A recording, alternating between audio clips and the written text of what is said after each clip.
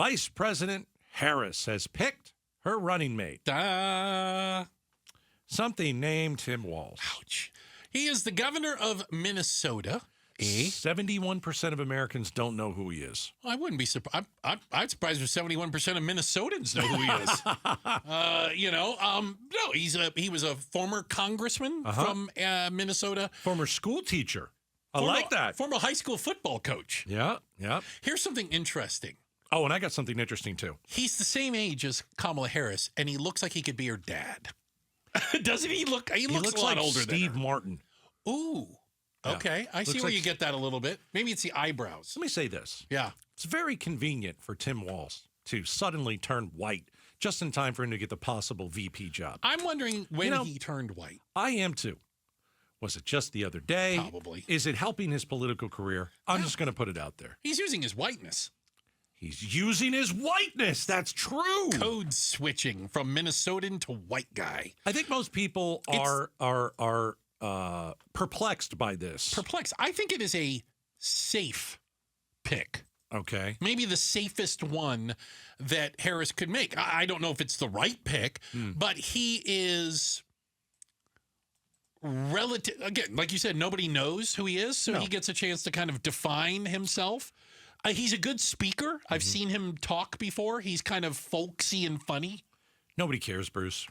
It's the VP. Nobody cares. The VP no one can hurt. I don't know if it can help. Voted for someone because of their VP. Yeah. It just doesn't happen. Yeah. So does it really matter? No. Probably not. No. Does J.D. Vance really matter? No.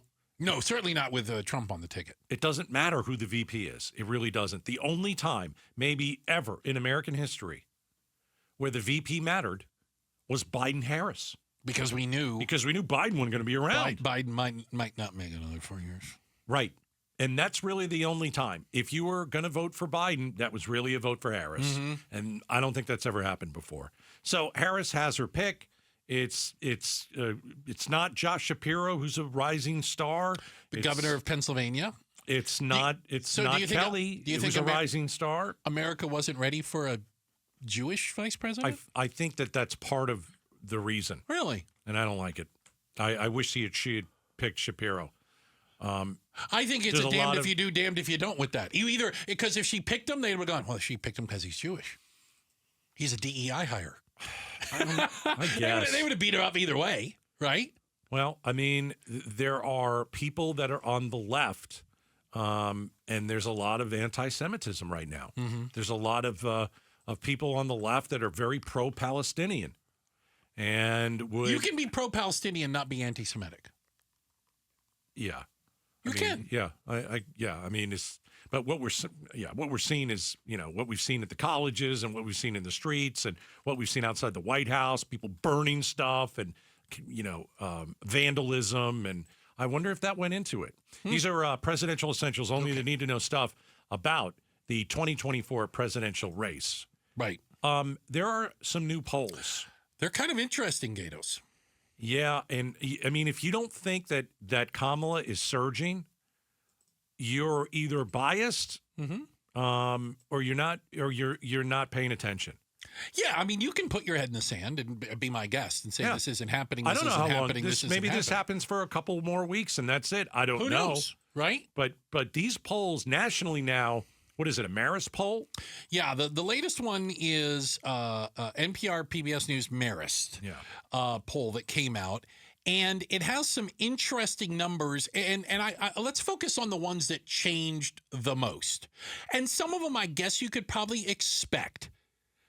Black voters, putting a black woman or half black or however you want to describe her. When did she turn black?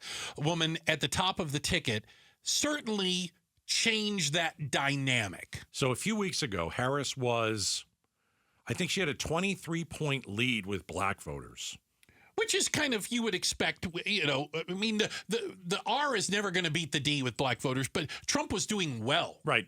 It's not a 23-point lead anymore. No. It's a 54-point lead. Yeah. That's a huge difference. It changed quickly in 2 weeks. So it appears they're, quote unquote, coming home. Here's the thing that I thought was pretty amazing. Independent voters. And I got to imagine they're going to decide the election. Well, they decide every election. Yep. there were inside the independent voter world, there were a lot of, we heard the term double haters. Mm-hmm. People had said, I hate Biden, I hate Trump, not voting for either of them, right? That was me for a while. Harris is now up with independents by 9 points. 2 weeks ago, when this was first announced, down by 14. Don't make me do the math on how big a swing that is. Is that 20? 20? I'm going to repeat it. Yeah. Last month, Trump on independents was leading by 14. Mm-hmm. He's losing by 9. Yeah. He was winning by 14. Yeah. And is losing by 9. And he was beating Biden in independents as well. Huge. Yeah. So there is something going on there. And I got to believe, again, a lot of those are the double haters that said, I'll vote for anybody. This is one of those two guys. Okay, well. Some people have said instead of not voting, they want to possibly vote for Kamala. Yeah. Presidential essentials. Only they need to know stuff about the 2024 presidential race. Yeah. Thanks for watching Outspoken with Bruce and Gaydos. Tap to watch more from KTAR News and click the button in the middle to subscribe.